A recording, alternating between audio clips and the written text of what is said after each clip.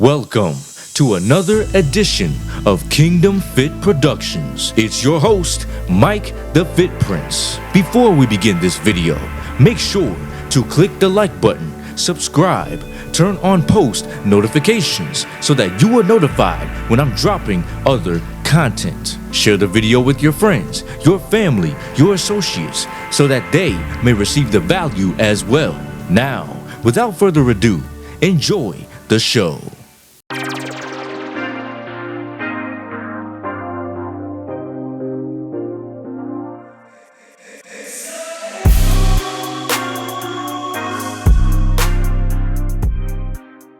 Starve the urge so that it can die.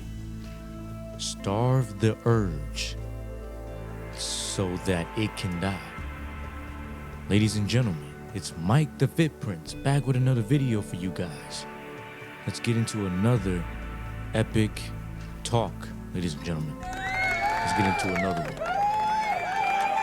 We gotta starve the urge so that it can die. There's a few examples that I'm gonna pull out. I'm just gonna kind of ramble a little bit. I don't really have anything written down. I usually have a few notes and whatnot so that I can follow along.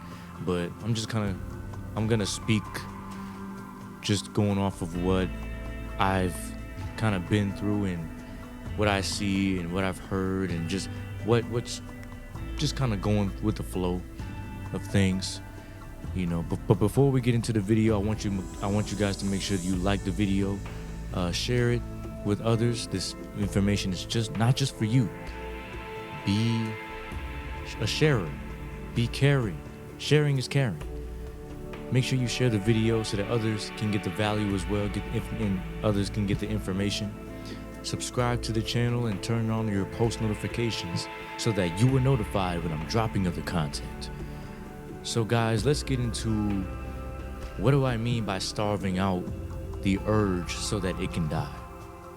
You know what I'm saying? So in life, we make choices. We have a choice whether to do right, do wrong, go this way, go that way, do this, do that.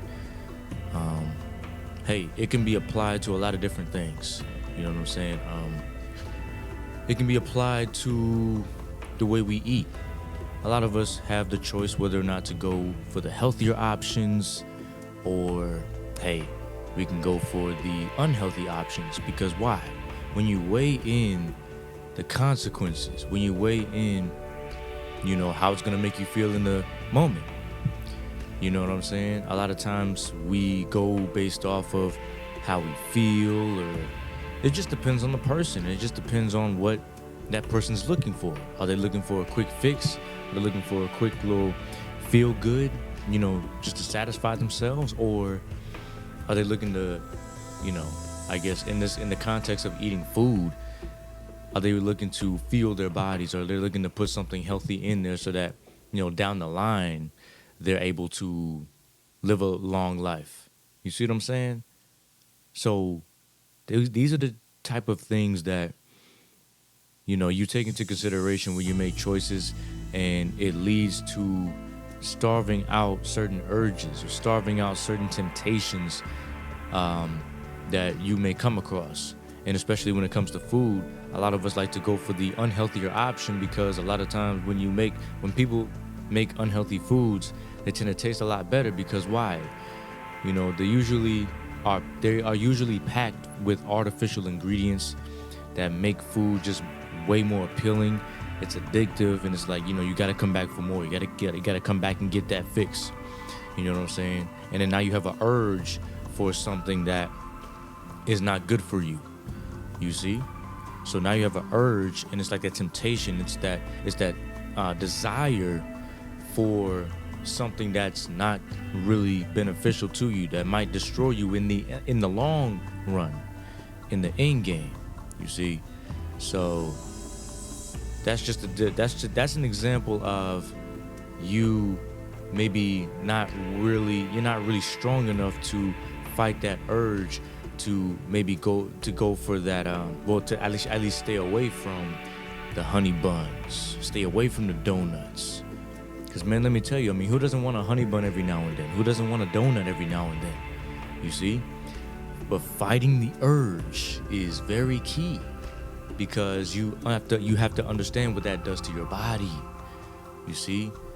So, and there's many examples, and there's many twists and turns that I can go here on this subject, because, man, when you understand where you want to take your life, you're going to want to do better. You're gonna want to do right. You see what I'm saying? If that's what you want. If what you want is righteousness, if what you want is a better life, longevity, and, you know, just to be a good person overall, and to make your life better, then you're gonna start making certain choices that might require sacrifice. It's gonna require sacrifice of the things that you might have desired, you know, according to your flesh, according to your carnal desires. Like, for example, like I said, you know, going for that piece of cake. You see what I'm saying? Let's get another example. You know, let's get another example. Fighting the urge. Damn. I don't know.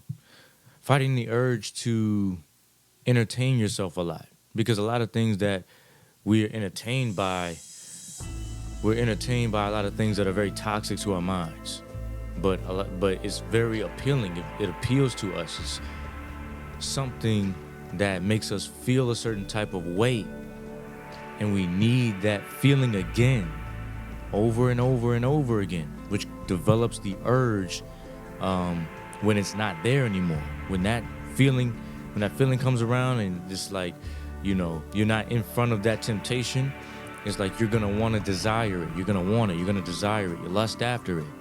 You see, the urge to do certain things. Now, I mean, urges and things of that nature, in and of itself, it's not necessarily all that bad, because desire and lust and stuff like that in and of itself is not bad. It's when you start going after the things that are not profitable to you, when you start lusting after the things that you shouldn't, you know. But then you have an addiction. It can cause you to be addicted to certain things that are not profitable for you. And it's very detrimental, physically, mentally, spiritually, all that.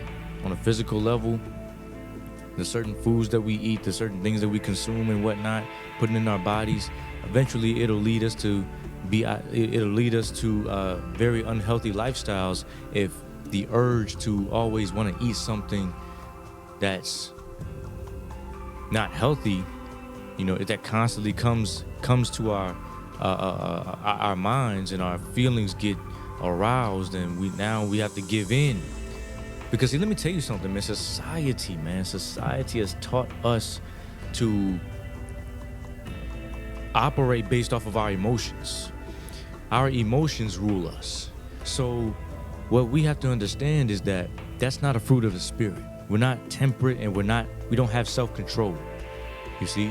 We don't have self-control because we can't control our feelings. We can't control our thoughts, and we have to always satisfy our desires. You see what I'm saying? Now, I'm not saying there's nothing wrong with satisfying yourself. There's nothing wrong with giving your flesh what it might want. But, you know, there's rules and regulations, and there's guidelines on how you need to do that. You can't, if you're living your life simply based off of your flesh, if you're living your life simply based off of your carnal desires, then that's a very unhealthy way to live. You're gonna reap what you sow. You're gonna reap a lot of consequences.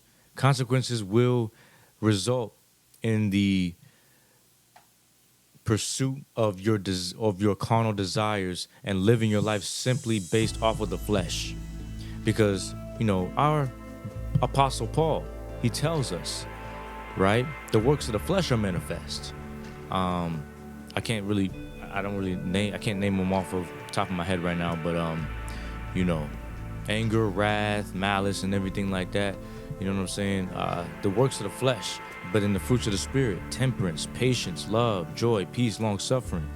It's just crazy. I remember the fruits of the spirit, but the works of the flesh. I don't want to necessarily misquote it, but I mean, it is what it is. I can't really name them off the top of my head, but you don't want to operate off of the flesh alone.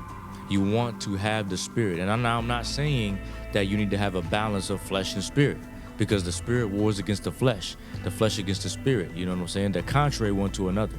So we must live our lives based off of the spirit. We must live our lives with self-control. We do. With continence, not incontinence. Don't live your life off of the flesh. But like I said, the flesh, we're in our flesh. We have desires, we have wants and needs and whatnot. But there's guidelines on how to, protect yourself. There's guidelines on how to go about pleasing, whatever it is that you might want. You know what I'm saying? That's why, that's why God gave us laws. That's why God gave us rules and regulations. You see? Because you're not just gonna operate and just do what the heck you want to do because you feel a certain type of way. So, and to say all that to say, resisting the urge, resisting your flesh, fighting the flesh. It's a daily fight. And it's not, a lot of people aren't cut out for it. A lot of people just aren't really cut out to, but they're not cut out for it. No, they're not. Because everybody's able to do it, but not everybody's really willing to do it. I hope I didn't contradict myself, but everybody's able to do it. Everybody has the ability to do it, to really resist. But that, like I said, a lot of people are just so deep into their flesh, and they're not able to really, they believe in their minds, they're not really able to conquer that. They're not able to conquer their feelings. Their feelings override what's logical, Of course. So in a society where feelings and opinions and stuff like that are put up on a high pedestal, and that's what is truth nowadays. You can have your own truth. You can do this, that, and the other. Of course, people are going to always want to go based off of their flesh. And they don't really feel the need to have discipline. They don't really feel the need to have self-control. They don't really feel like they don't feel as if it's necessary to fight your urges. You just need to indulge. That's the same thing these Romans, when the Roman Empire, and it still is in effect today, but when the Roman Empire was stood as the Roman Empire, it pretty much gave people, or at least maybe the Roman and the Greco-Roman or whatever, they pretty much pushed the idea that you need to be satisfying your flesh. You need to always, don't withhold yourself. You need to indulge. Do as thou wilt, is what the doctrine of the world is today.